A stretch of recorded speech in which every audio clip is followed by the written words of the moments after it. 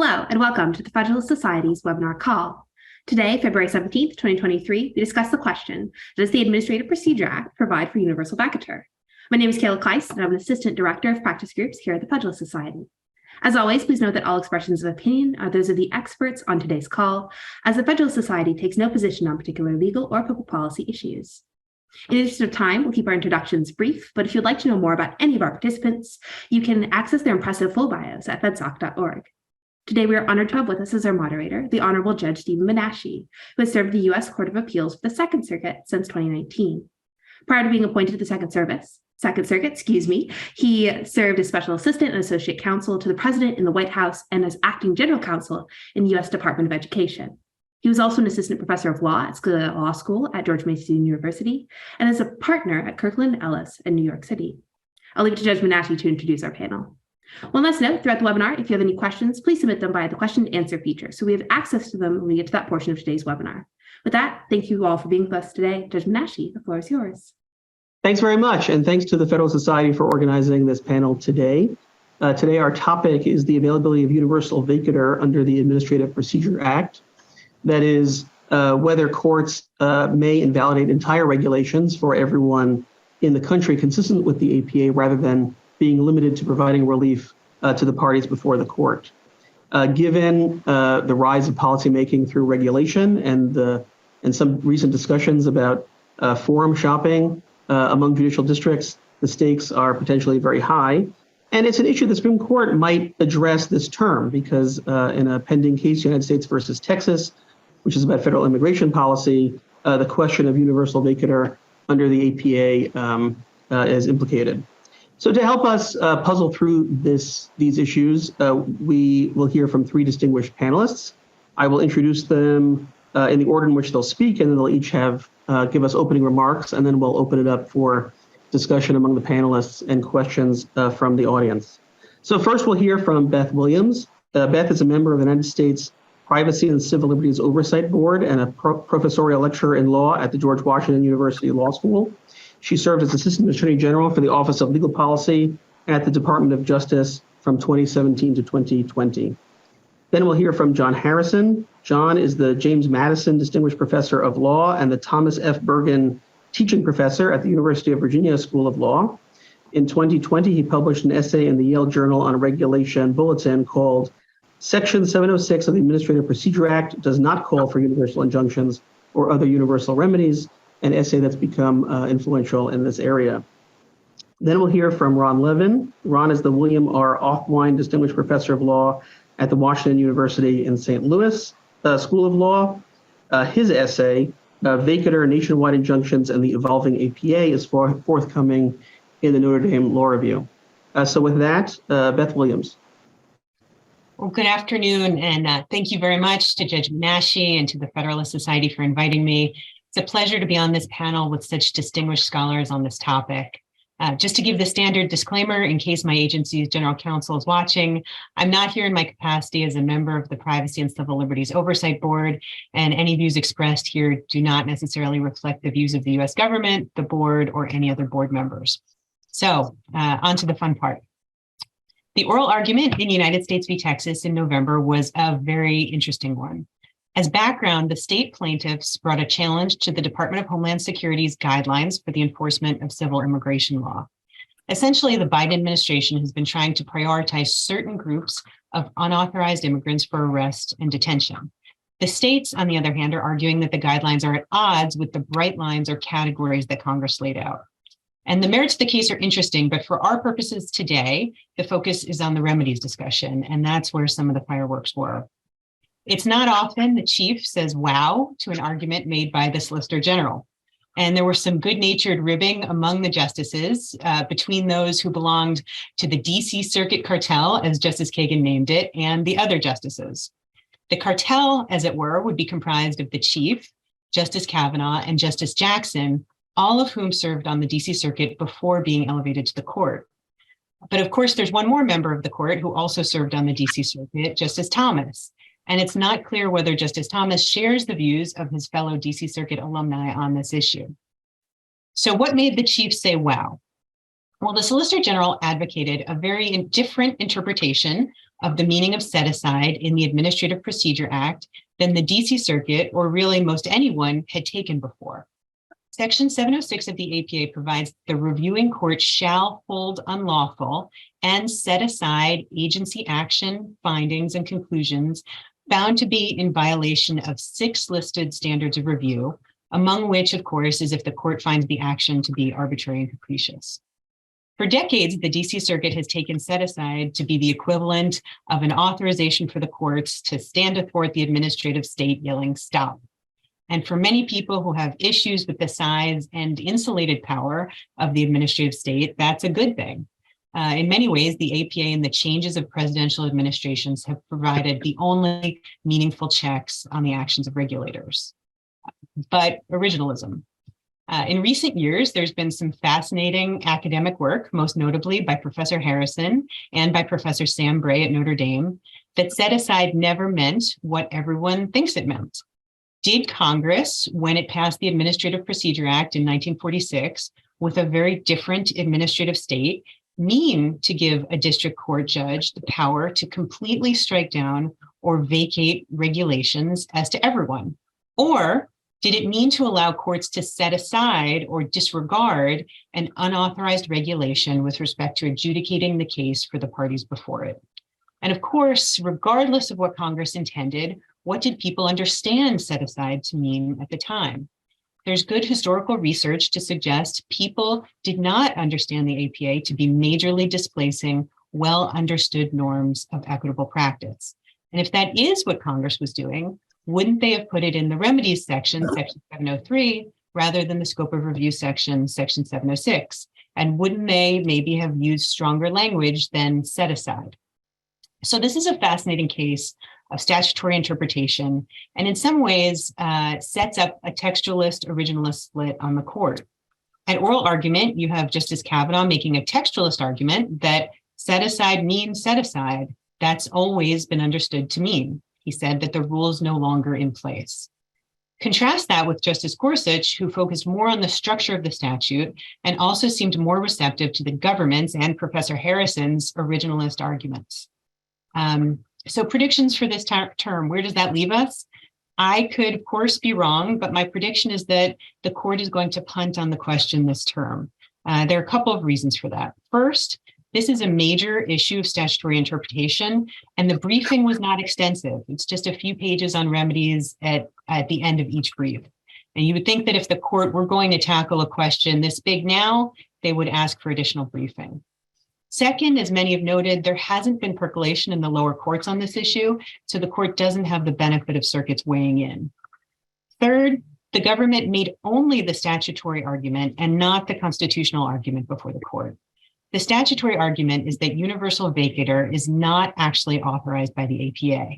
The constitutional argument would be that even if universal vacatur were authorized by the APA, such a statute would impermissibly extend the court's power beyond the case or controversy limitation of Article 3. In the somewhat related context of nationwide injunctions in Trump v. Hawaii in 2018, Justice Thomas raised this constitutional question in his concurrence when he said that even if Congress someday enacted a statute that clearly and expressly authorized nationwide injunctions, courts would need to consider whether that statute complies with the limits that Article 3 places on the authority of federal courts. Again, that constitutional question was not briefed in this case. And finally, if the court gets to the remedies section, it can resolve the question through the alternative argument of section 1252 and not get to the question under the APA. So implications. What if the court sided with the government and concluded that set aside in the statute does not provide for universal vacatur? What then? Well, the irony of all this is that it wouldn't actually change much in DC. As Professor Bray explains, the reason for that is the power of precedent. So if Party A sues the federal government in DC and wins, and also wins on appeal to the DC Circuit, then that ruling will have precedential effect for every person who comes later who sues the federal government in DC. The court doesn't need to vacate the rule, it just needs to issue a judgment. By power of precedent, everyone who comes next will win. and everyone can sue the federal government in DC. So after a loss in the DC circuit that's not reversed by the Supreme Court, the government, as a practical matter, is not going to keep going with a rule held to be unlawful in a place where everyone can sue it. Reading set aside not to mean universal vacatur matters more in every other circuit. In fora where the government can't be sued by everyone in the country, the precedential effect of one decision is necessarily not as broad. But still, the government may then make the decision not to enforce its regulation within that district or circuit, or may make the decision that nationwide uniformity is so important to the particular regulatory scheme that it will rescind its rule. But the relative importance of uniformity or the workability of disuniformity sits with the elected branch, not the judiciary. All of that is to say that reading the APA not to authorize universal vacatur still maintains the APA as a significant check by the judiciary on unlawful regulatory action. Thanks. Thank you very much, Beth. John. Thank you. First, briefly, my answer to the question is no. The first thing I'm going to say is, because I'm a law professor, I'm going to quibble with the question and say that universal vacatur is redundant. The interesting thing about vacatur is that the lower courts have come to see it as a remedy distinct from other remedies, and in particular distinct from injunctions against enforcement, distinct from declaratory judgments, and vacatur as a distinct remedy intrinsically is universal because it operates on the legal status of what the agency has done, and therefore operates as to everyone. An injunction against enforcement, by contrast, can be universal, can tell the agency not to enforce against anyone, but doesn't have to be universal. That is governed by principles of federal equity, I think. Whereas the interesting thing about vacatur, if it's available, is that it's always universal. And a large part of the argument here is the idea that by calling for that kind of remedy, not just injunctions and declarations, the APA sort of pretermits the whole argument about whether universal remedies are appropriate by creating a universal remedy and calling for it. So it's important to keep straight the distinction between remedies that might be universal, notably injunctions, and the idea of vacatur, which has to be universal because of the way it's conceived. Second, my substantive claim is that the argument that the APA itself resolves this question in favor of vacatur is incorrect. Rather, the APA doesn't contain any of the law of remedies. It points to other sources of the law of remedies. It does so most notably in 5 U.S.C. section 703, which describes the system of judicial review, divides the world into special statutory review and other forms of proceedings for review. Special statutory review is conducted pursuant to specific statutes that usually provide for review directly in a court of appeals. There are a lot of statutes like that. There were already several when the APA was adopted. Some of them use the word set aside. Some of them will say set aside. My claim is they mean whatever they mean. The reference to the use of set aside in section 706 doesn't add anything to that, nor does 706 change anything in the other forms of proceeding, notably the suits for injunctions, declaratory judgments, damages, habeas corpus, all of which are listed in section 703. They all have their own law of remedies, and the place to look for whether a universal remedy is available is in that body of remedies. Some of the proceedings with their associated remedies that are referred to in section 703 clearly are remedies that are specific to a party. Habeas is on the list. The remedy in habeas is for the petitioner to be released from confinement. Damages are on the list. The remedy in damages is an award of damages to the specific party. Declaratory judgments are on the list. Declaratory judgments declare the rights of parties, but injunctions are on the list.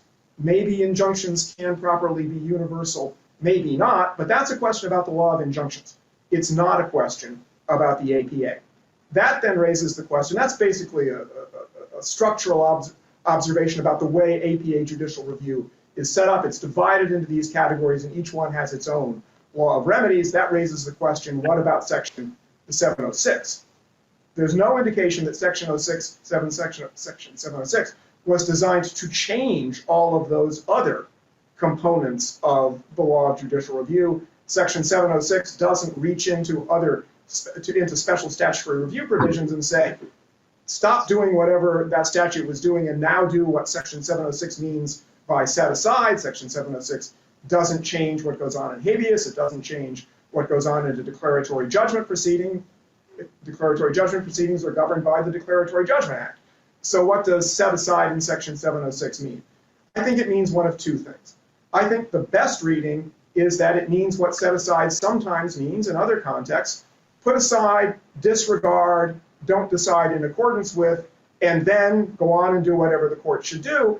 That matches Section 706, which is about scope of review, and tells the courts what issues they are supposed to decide, what issues they are to leave to the agencies.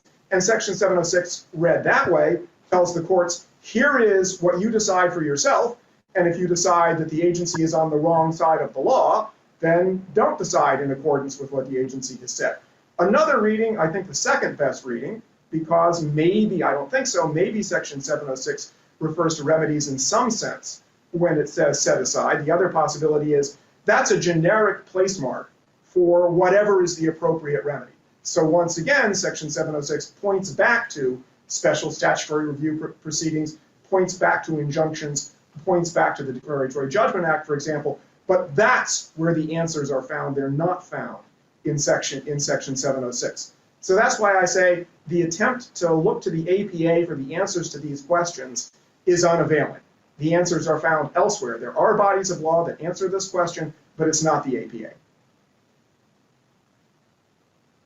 Okay, thank you very much, John. Ron. Okay, well, let me start off with where I agree with John. I agree that universal vacatur is a redundant term because vacatur means, by definition, applying across the board. However, his answer to the question posed in the title is incorrect. The correct answer is yes, and I will try to explain why that is so. It's true that when the APA was adopted, most judicial review of agency action occurred in regard to adjudication, and substantive rulemaking was relatively uncommon until the 1970s. So the idea of using the APA to invalidate an entire rule may not have been specifically contemplated by the drafters. But I think Congress had intended to provide the courts with sufficiently broad remedial authority to keep up with emerging challenges. And in this instance, the set-aside language of 706 is very broad anyway, so there's no real tension between the literal words of the Act and the manner in which they have used it over the decades.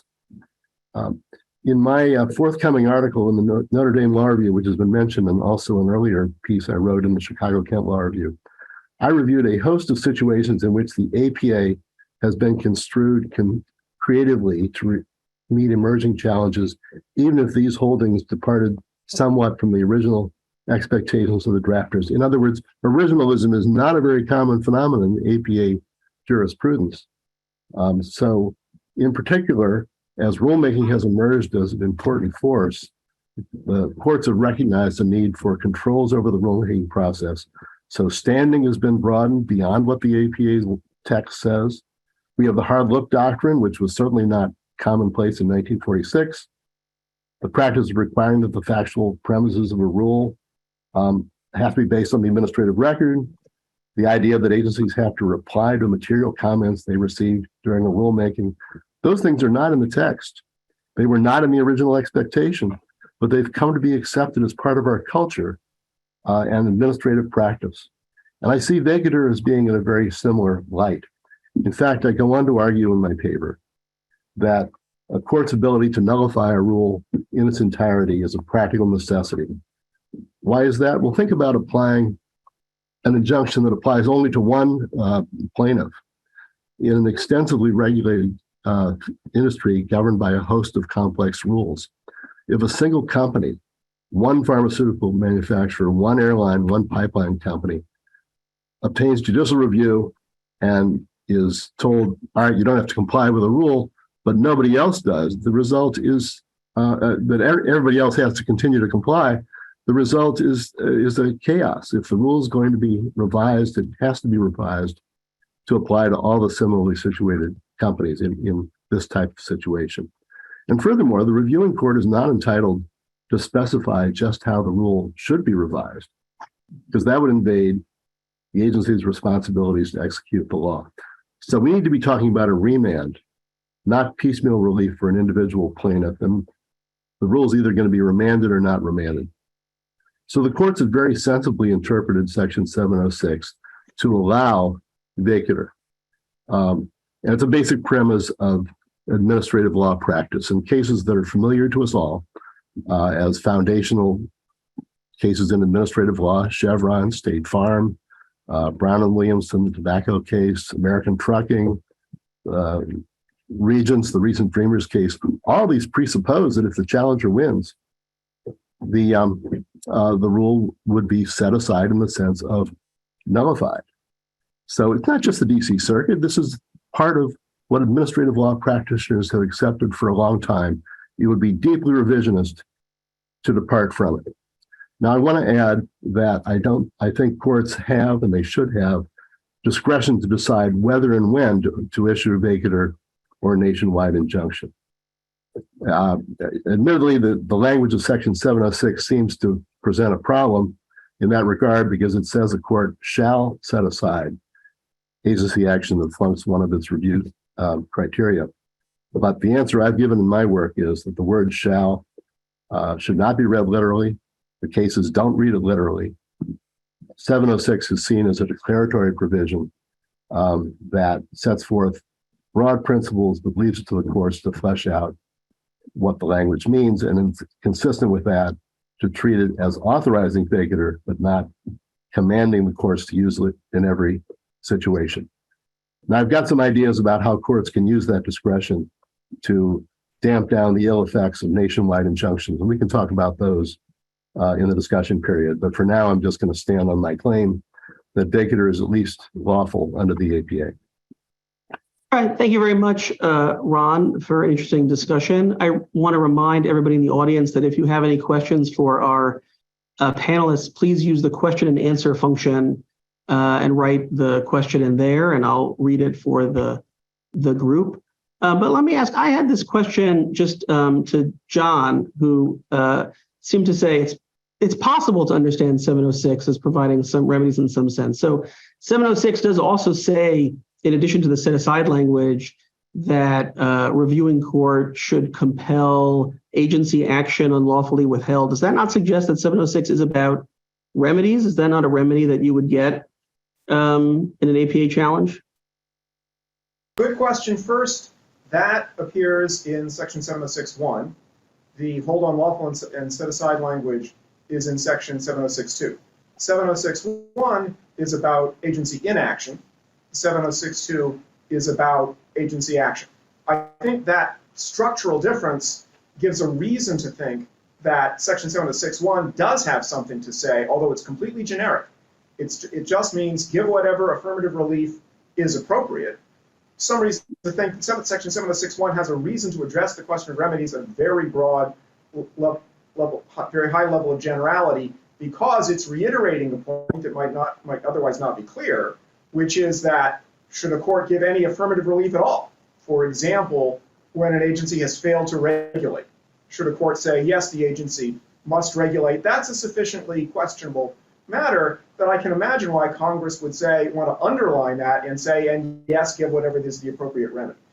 I think there's a difference between Section 706.1, Section 706.2, and even if there isn't, that reference to remedies in Section 706.1 is completely generic.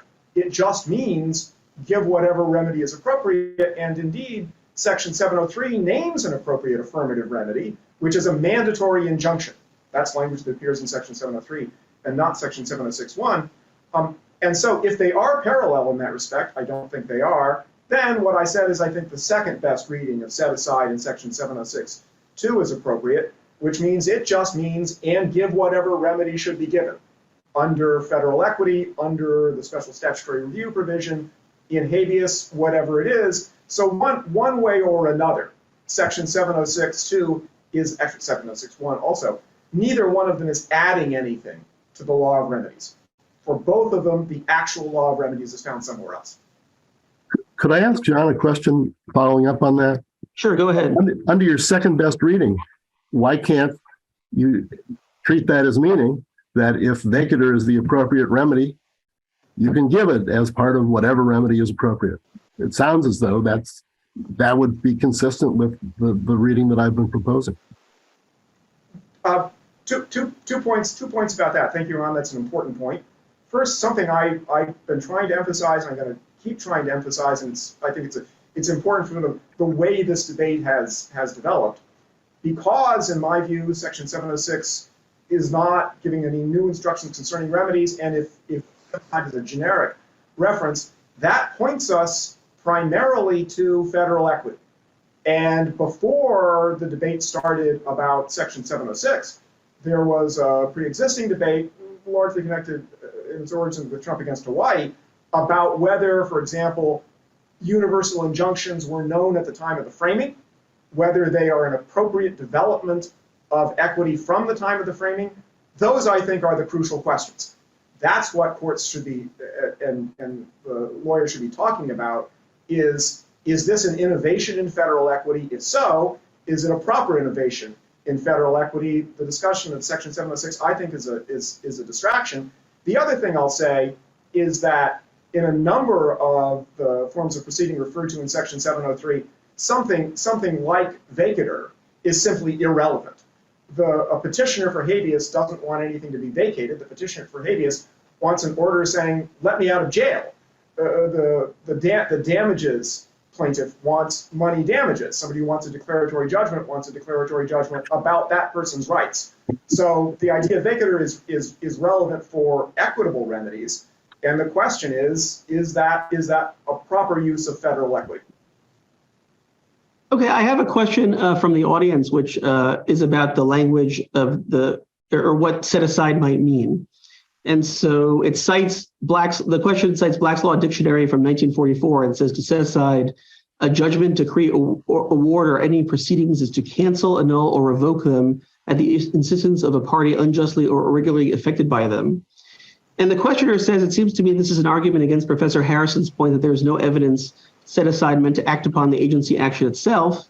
Sure, the definition suggests Abbott Labs overextended 706 relief, but that isn't a textualist attack on set aside, rather frustration with Abbott Labs. And so I guess maybe I'd ask two questions about that. So one is the problem the expansion of pre-enforcement review from Abbott Labs? And second, if set aside meant to annul or cancel a judgment, if at the time of the APA, everybody expected agencies mostly to regulate through adjudication, is it just the emphasis on rulemaking now that asks them, that is the cause of the problem? But if the statute is asking the court to sit in judgment over a rulemaking the same way it would over an adjudication, doesn't that suggest there's a power to annul the underlying action, which here would be a rulemaking? I hope that wasn't too complicated, but does anyone want to, maybe, it seems like it's directed to John first, and then we'll get reaction from everybody else. Let me start about that. And the first point I want to make about that is, yes, that is one of the things that set aside could mean at the time of the APA. It's one of the things that set aside can mean today. And it's one of the things that set aside may mean in the various special statutory review provisions that use those words, set aside. So yes, that's possible. The question, though, about Section 706, too, is what does set aside mean in a provision that governs the whole gamut of proceedings for judicial review, in some of which that kind of remedy that might be thought to act on the agency's action is not relevant, like damages and habeas and declaratory judgments. So for structural reasons of the APA, that understanding of set aside can't be appropriate in Section 706.2, even if it's appropriate elsewhere, including in some special statutory review provisions. I think it's also true that part of the story here about how that language got into Section 706, originally 10E of the APA, is that when the APA was adopted, although there were rules, the focus was much more on adjudication. And it is possible to imagine a remedy in an adjudication that operates both on what the agency has done and specifically on the relations between the parties. because when an agency does an adjudication, it binds that particular party. And so dissolving what's normally called an order, that is to say, depriving it of its legal force, might also not have effects beyond those of the party. So it's as you're suggesting, it's very important to keep in mind the difference between adjudications and regulations, and the predominance of adjudications at the time of the APA. I think it's also true that Abbott Laboratories has changed the focus of review of regulations to the pre-enforcement context. And in the pre-enforcement context, a remedy like something like vacatur seems more appropriate. And so I think the courts and the lawyers have sort of tended to forget, post-Abbott Labs have tended to forget a lot of the other forms of proceeding, and have forgotten the fact that Section 706 has to be understood so that it can apply to all of them. Any other panelists want to weigh in on these questions? Sure, I can, although maybe Beth wants to speak to this. If not, I will go for it. Okay, well, so in the first place, surely people have understood set aside to mean nullify in a number of contexts that are really not controversial. In the adjudication context, which has been pointed out, was the usual context in the initial decades of the APA. People understood that if an adjudicated order is found to be unlawful, the court would nullify it. I think John has indicated in his writing, and I think maybe today, that in case of special statutory review provisions for rules, set aside was understood to mean you can kill the rule and it's gone. So what do we do then about cases that are reviewed under the APA but not under a special review provision? I think that the adaptation to Abbott Labs has been a sensible one. And given that Abbott Labs has been on the books for a long time and really is not controversial on its own terms, you would expect that people would apply the APA in a manner that responds to it. And if you have a pre-enforcement review proceeding where you're just asking the court to get rid of the rule itself, it's pretty hard not to think that sometimes vacatur is the only sensible remedy. Think about Chevron.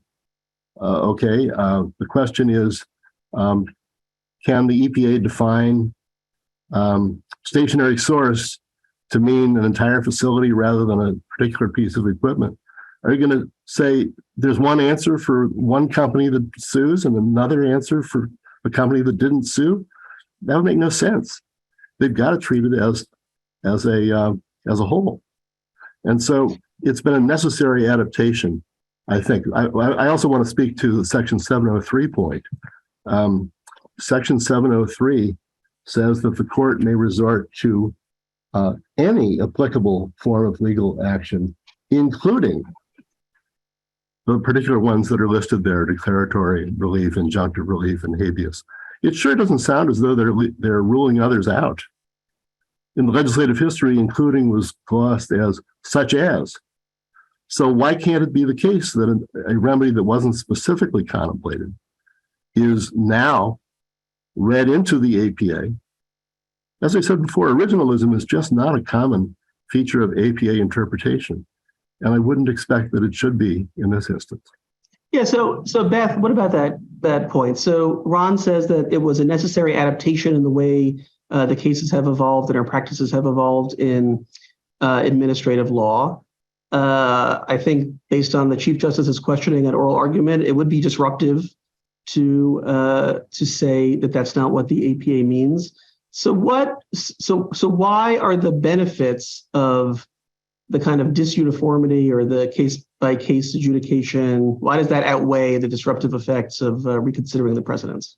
Yeah, that's an excellent question. And I think Ron made a really good point at the outset that there's lots of different elements of current administrative law practice under the APA that are atextual, right? And then have developed through common law and through judicial orders. And maybe this is not that different. And maybe this power, or this reading of set aside, has grown up in order to provide a natural check post Abbott Labs and to kind of match that type of pre-enforcement review. But practically, I think it's a question not only of what will be the implications if it is read this way, but who's in the best position to decide what the implications should be, right? And so if a court, a judge, adjudicates a claim against a single plaintiff and assume it's not in the DC Circuit and it's not, the court doesn't strike down the rule, is the court better situated to decide that the entire regulatory scheme is therefore unworkable and unenforceable? Or are the elected branches, the executive branch in this case, in a better position to decide how they will respond to this adverse court ruling, right? And what the scope will be of how they're going to respond to the court ruling, whether they're going to, not to basically not follow the regulation, to rescind the regulation, or to keep fighting in other courts. If they get an adverse ruling in the Fifth Circuit, maybe they'll continue to litigate in other circuits and to raise it up to the Supreme Court. But, I think some, when considering the implications, would say that the elected branches, rather than the courts, are in the best position to decide that question of workability. All right, thanks. I have another APA textual question for John. And the question is, 705 authorizes courts to issue all necessary and appropriate process to postpone the effective date of an agency action. And 551.13 defines agency action to include rules. So if 705 authorizes courts to postpone the effective date of an agency rule, couldn't 706 refer to vacatur of an agency rule as well? Once again, I think the possible seeming parallel is not a real parallel. Section 705 is about preliminary relief, and hence is saying something about remedies. One interesting thing about Section 705 is that it has that slightly convoluted language, all necessary forms of process, which quickly became understood to mean an injunction.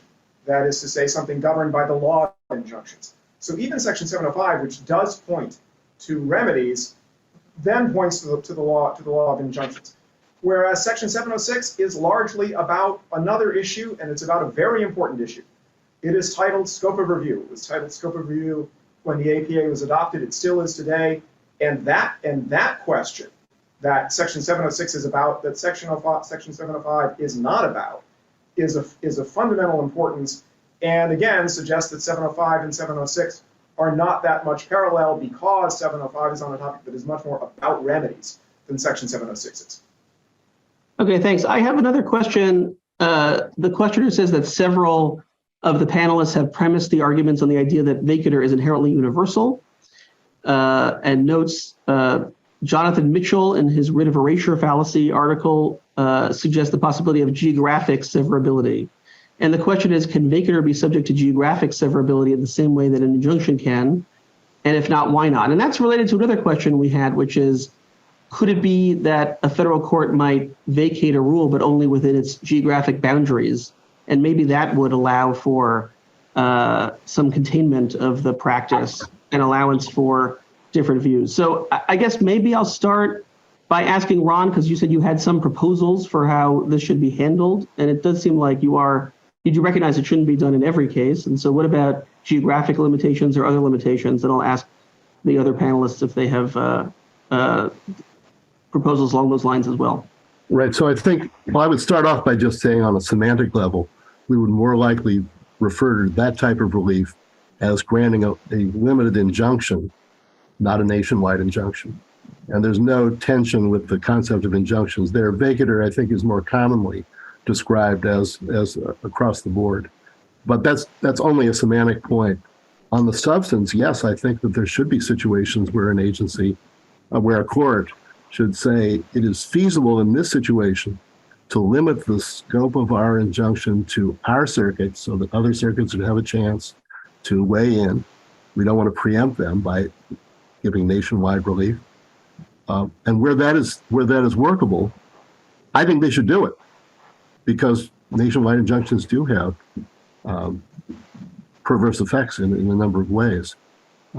So that is a question of granting no broader an injunction than is needed, which is a premise of equity.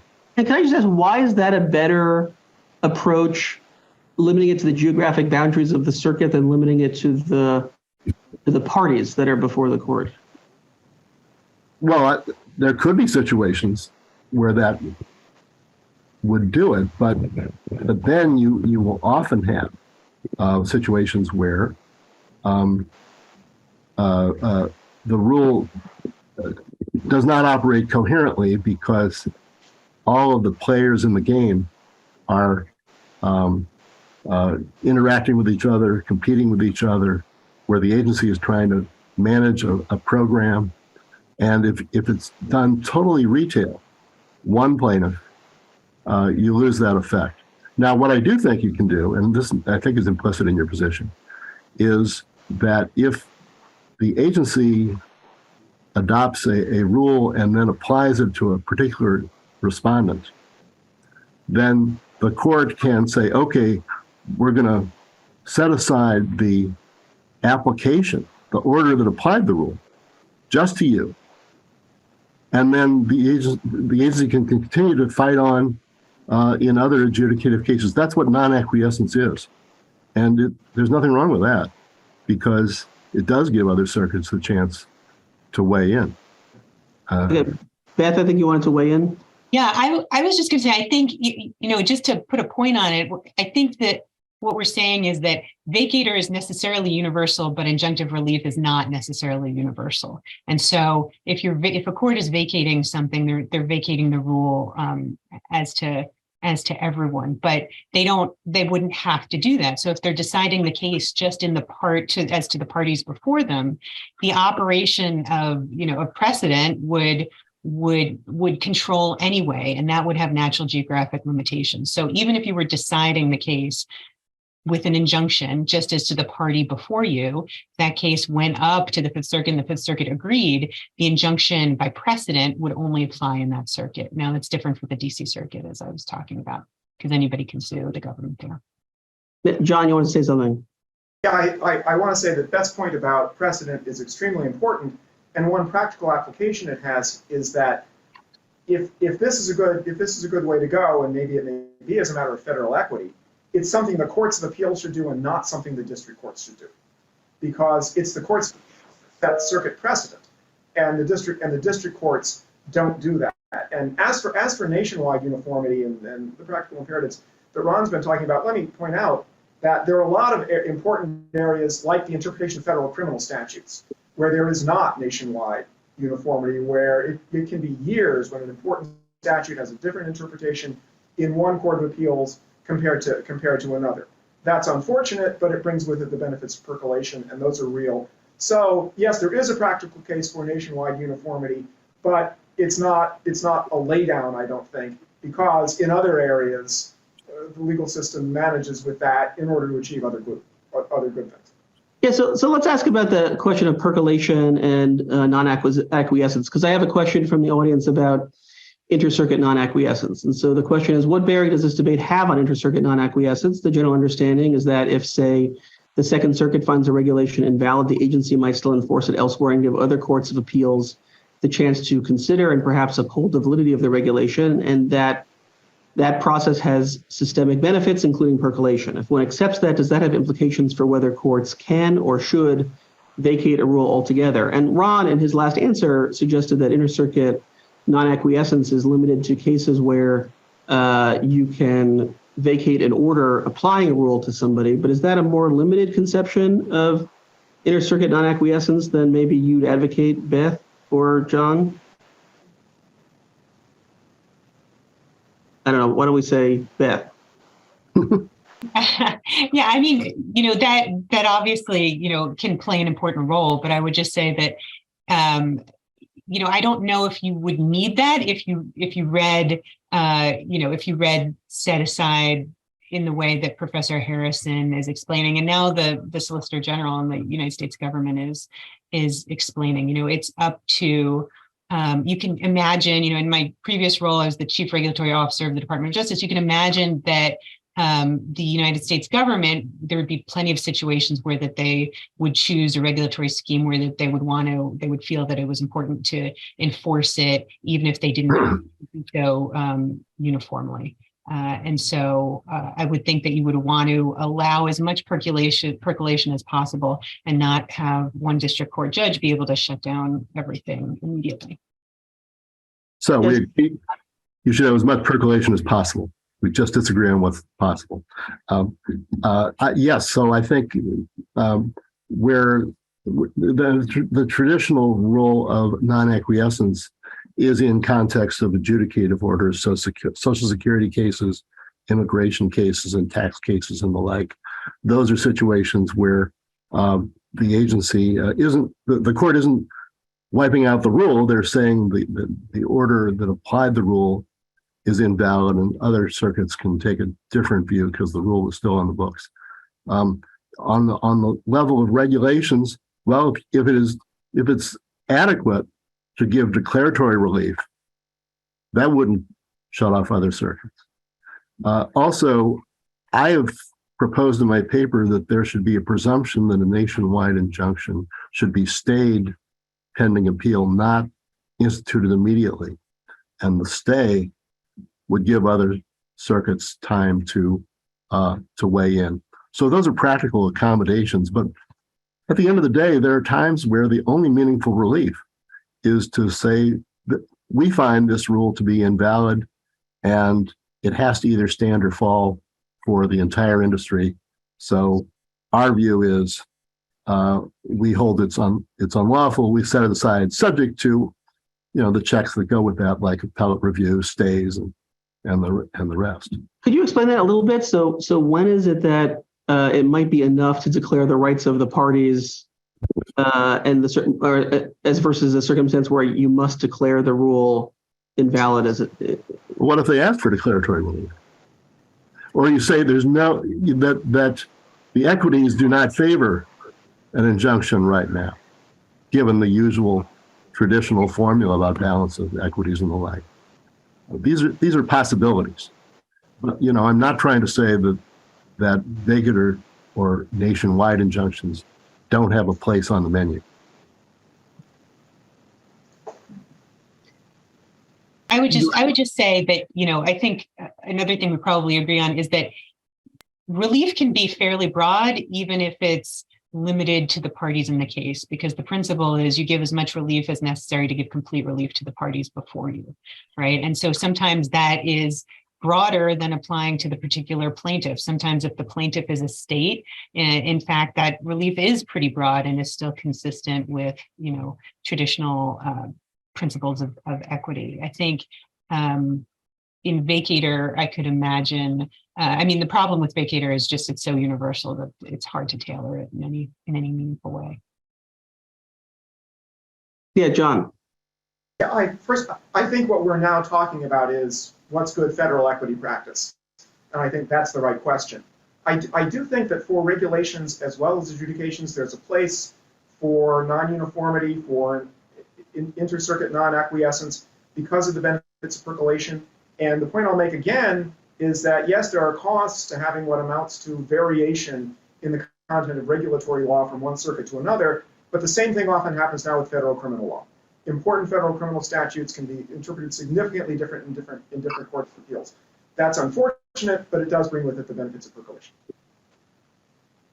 So I have another question from the audience. Can offensive non-mutual collateral estoppel solve the problem in district courts? That is, if a district court finds a rule invalid and enjoins its enforcement against the plaintiff, can future plaintiffs come along to invoke that judgment in the same district court?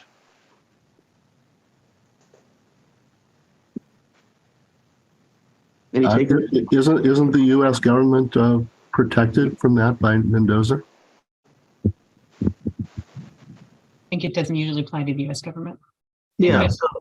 So on some other panel, that would be a great answer, but I think on this one, it doesn't work. That too would be a change here in the unwritten federal law of collateral estoppel, yeah, right now it doesn't work that way against the government. I think that would be a major change, the kind of thing that should, to pick up on something that's the kind of change that should be done by Congress, not rather than by the courts on their own hook. Are we losing does the practice of the universal, I take it that the advocates of, or the opponents of universal vacatur would also say that we're losing the benefits of the prohibition on non-mutual offensive collateral estoppel against the government by having universal remedies, right? Yes, it's an end run around it. Right. So if we recognize the Mendoza principle, is that again an argument against finding the universal remedies? Like, how do you reconcile the Mendoza principle with your position, I guess, Ron?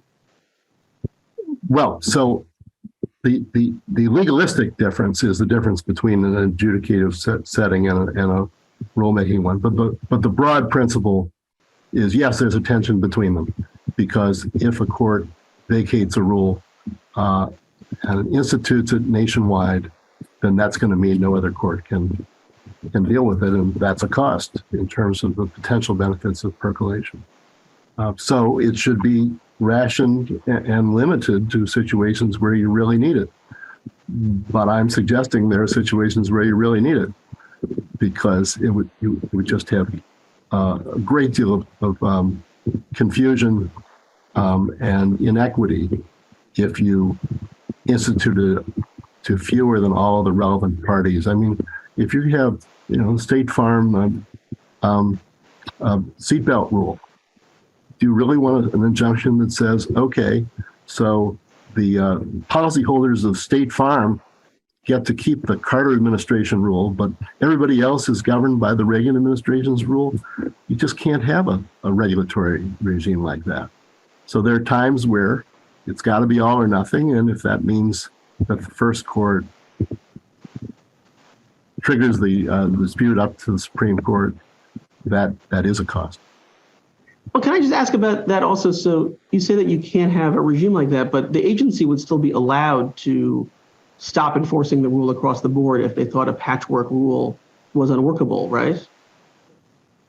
So I think this is a point Beth made earlier. Isn't the question just who gets to decide, who should decide to what extent the regulation should be applied in a disuniform or uniform manner? Is it the court or is it the agency? Well, I do think you should give the agency flexibility in a number of ways. I mean, some of what I said in my opening talk was that it is primarily the job of the agency to fix the rule on remand if the court has found an error in it. And so the court can't dictate what that's going to be. They have to leave it to the agency to do it.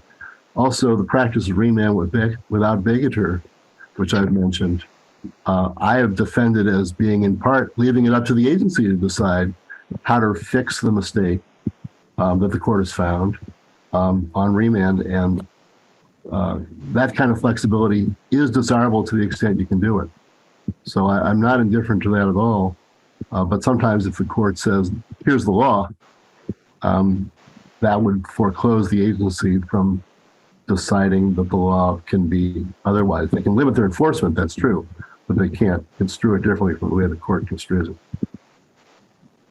I'd like to go back to an earlier point that came up. So in her opening remarks, Beth made the point that the government was making a statutory argument, but not a constitutional one. That is, whether Article 3 would allow Congress to provide for universal vacatur. So I'm curious about John's position on this. So is your position that the APA doesn't authorize universal vacatur, but if Congress did authorize it, that would be a permissible use of Congress's authority, or is there a constitutional limitation on this kind of relief? I'm not 100% sure about what I think on that, but I do think this.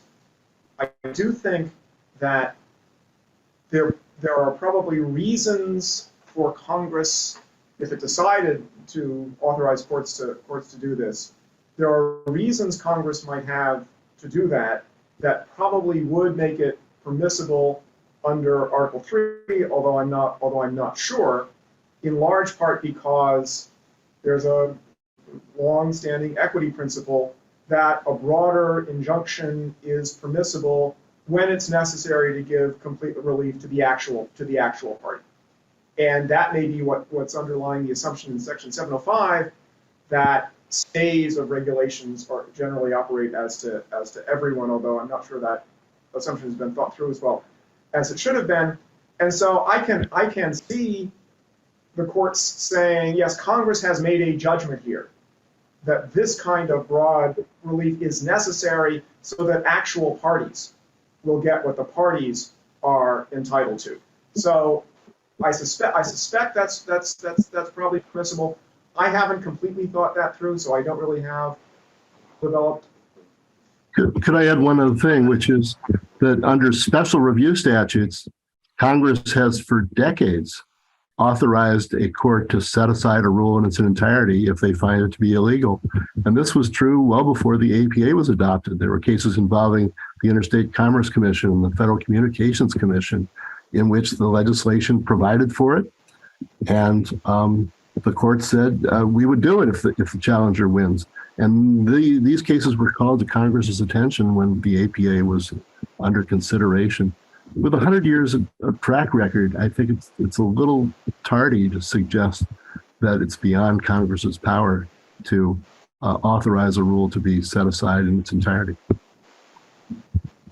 I think structurally, though, what you're seeing here from a larger perspective is as the regulatory powers grew, the regulatory check grew, and the check grew in the judiciary and not in Congress. And so you have potential legislation like the REINS Act, which would provide checks on the regulatory state that are beyond the parties to a case, right? That are to entire rules and not in specific cases. I think the constitutional question is interesting. The constitutional question was raised in the Attorney General guidelines that were issued in 2018. And as far as I know, those guidelines are still in effect. That's one of the few things the Biden Justice Department has not rescinded. And I think those were probably guiding some of the arguments that were made, along with Professor Harrison's academic work in the SG's arguments. So we have a question about this constitutional argument, which is the following. Congress can assign certain cases to one court. The Federal Circuit has some cases that no other circuit court hears.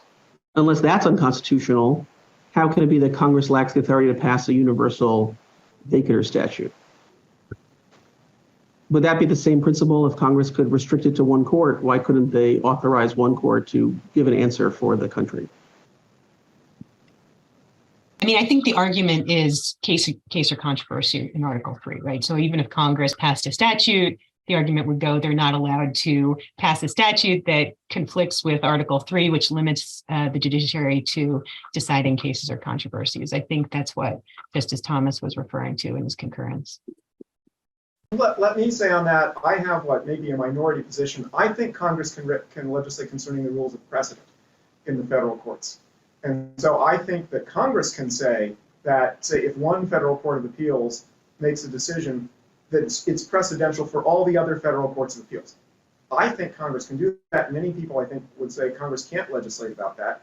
And so, yes, that would be a way for Congress to do something a lot like vacatur by establishing, say, the first court of appeals, or just one, the Federal Circuit or the DC Circuit, or any court, to establish a nationwide precedent that, like changing the rules of collateral estoppel, would be a substantial change in what I think Congress and not for the courts themselves. Okay, well, we're in our last minute of this discussion, so I guess I'll just ask, does anybody have any final thoughts that they want to add? And if not, I'll turn it over to our host. Thank you so much. Sorry to cut the discussion. I know it's been really, really good. On behalf of the Federalist Society and myself, I want to thank our experts for the benefit of their valuable time and expertise today. I want to thank our audience for joining and participating.